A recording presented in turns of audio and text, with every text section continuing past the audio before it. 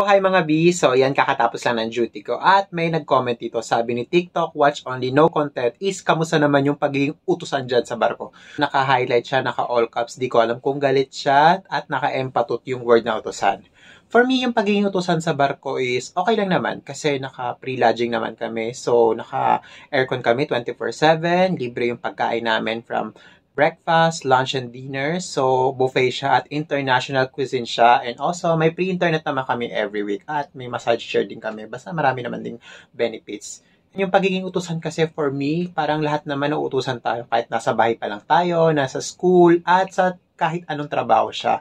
Hindi ko na lang alam or sure kung siya ba yung CEO, business owner, kaya hindi siya nautusan. Or siya yung nag-uutos, kaya ganon. Pero for me, yung pagiging utusan sa barko, katulad sa akin, basta sumasahod ako ng 100 to 200,000 a month is okay na yung maging utusan. So yun lang, bye-bye.